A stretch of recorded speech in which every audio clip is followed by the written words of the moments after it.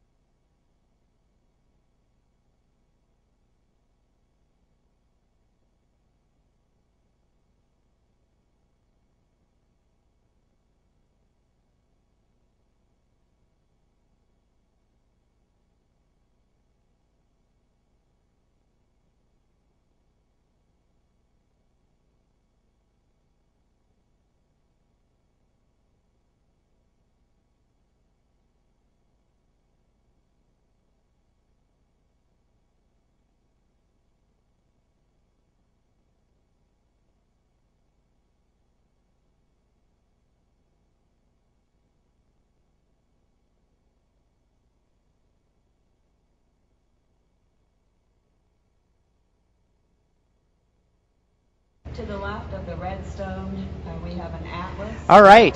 Sorry, we took a quick break there. Very fun to have Robocall Team Columbia on the show today. Enthusiastic bunch of guys. Really good to talk to them. Sorry that they couldn't get in and compete. But right now we are looking at BRAC University's run and GITAM University, their run. And we have movement on both robots. Things seem to be progressing. They are almost 11 minutes into the competition. So they have a total of 15 minutes. Very excited to see how they do as we move forward.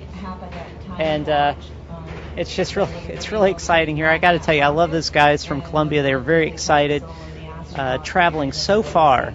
And interestingly enough, they had a two-stage robot where actually one robot would do the collecting, the other would do the delivery, which is the first time I've seen that design in the Lunabotics mining competition. Very interesting. And so right now, as we look into live coverage, not exactly sure where they are in the stage. It looks like that's BRAC University that we're looking at. And they are not in the area where you collect regolith, so they're navigating right now, and it looks like GITAM University, and I don't remember their robot's name. Let me see if I can get that for you. Oh, of course, the Illuminati. I forgot about that. We talked to them earlier in the week.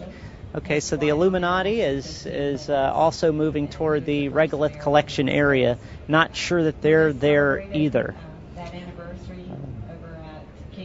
But we will stick to. We will. That's where he launched. This is one of the trickier parts of the competition. I mean, it's just like at my house when I leave too many shoes on the floor. It's like if you're walking around, it's going through an obstacle course.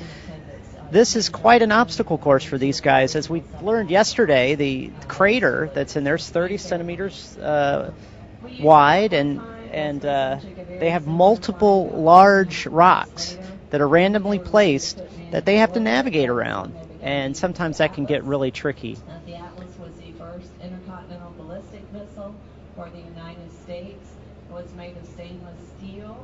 It had to be pressurized in order to hold its shape. And it also had about a 50% failure. Now, what you're hearing in the background, we are at the NASA Kennedy Space Center Visitor Complex. This is a live, open visitor complex with museum exhibits, and we have guests all around the complex here. And what you're hearing is the Rocket Garden exhibit behind us, the narration taking place. So it's important that we not try to stop that down so the guests can learn all they can about NASA and NASA Kennedy. Good opportunity to do that. And of course, we hope today that while you're visiting the complex, that you'll stop by the Lunabotics mining competition. After Alan Shepard launched, that's when President Kennedy set the goal that we will go to the moon, and we'll do it before the end. Yeah, I'm looking at the coverage, and I can't tell from the perspective. I'm going to try to walk over and get a closer look at where the robots are in the lunar arena. Our views are zoomed in, and I don't have a completely clear view. So I'll take a look here.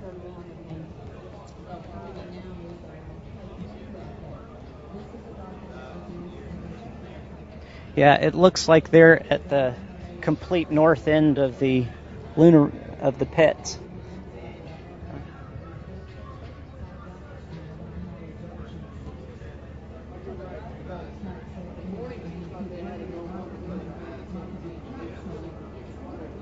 I believe I've got that wrong. I thought the top of the screen was the north and the bottom of the screen was the south.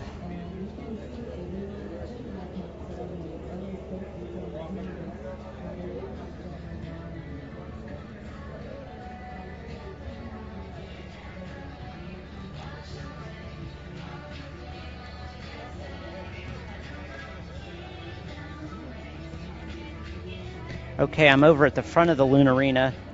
And even though we had that slight delay with the last two competitors, West Virginia's here ready to go. I'm assuming then that that's Florida State on the other side, so they are really trying to move things along here this morning.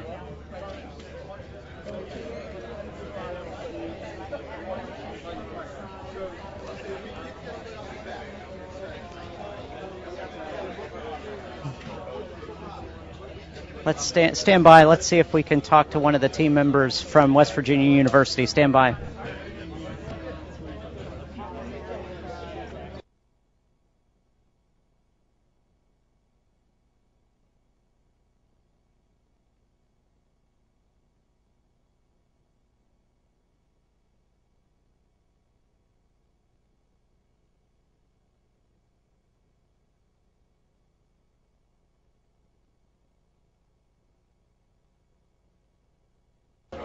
Okay, we're back with Jen from the West Virginia University team, and they're not yet ready to get checked out outside the lunar arena because the competition's going on, but they were delayed yesterday. Jen, what's going through your mind?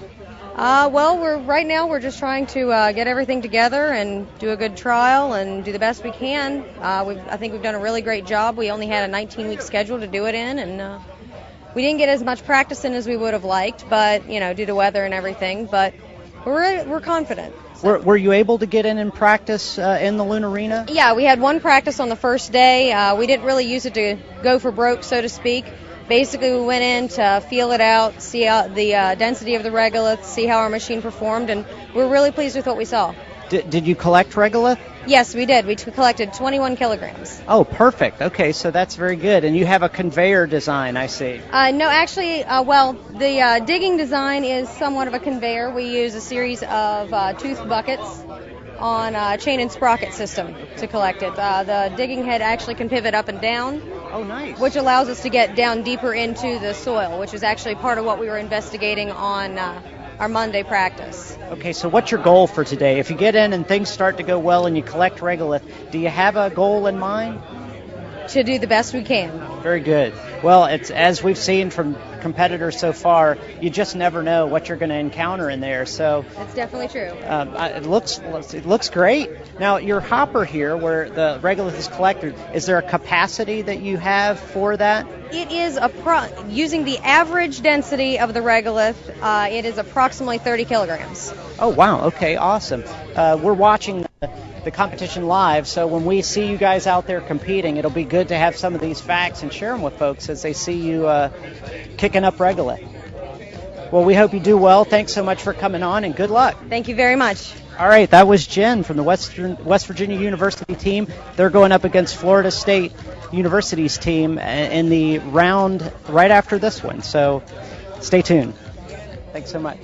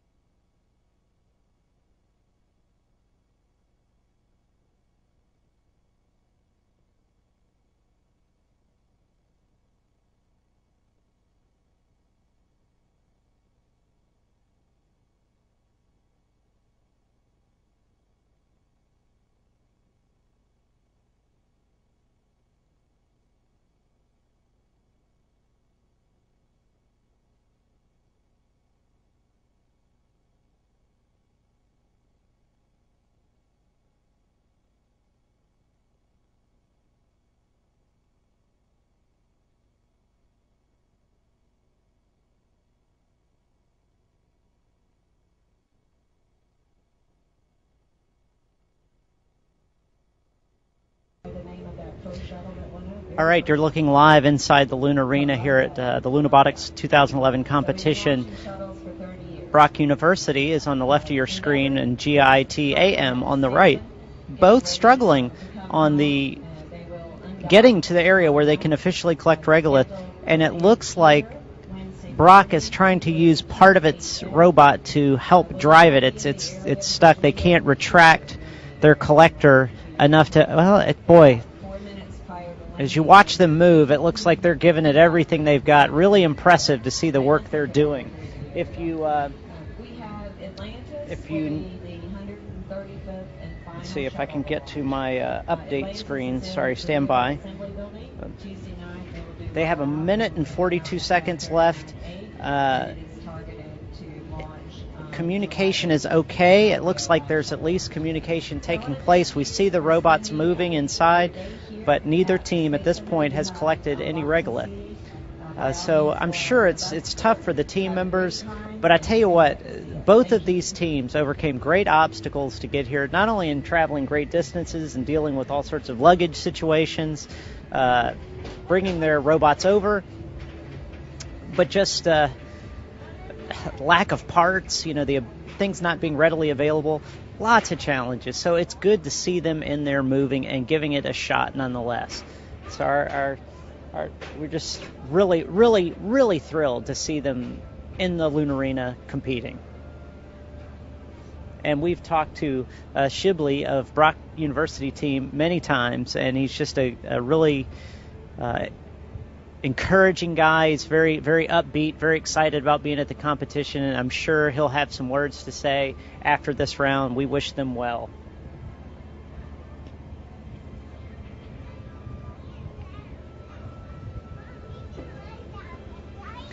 And as this competition winds down, along with the endurance of my deodorant, it looks like there will be no regolith collected by either team. But you got to give them a shout out, because I tell you, they put in a lot of work. They overcame a lot of obstacles, and we are approaching 5 seconds. 3, 2, won, and that is it for BRAC University and GITAM, both unable to overcome the obstacles of the arena or dealing with some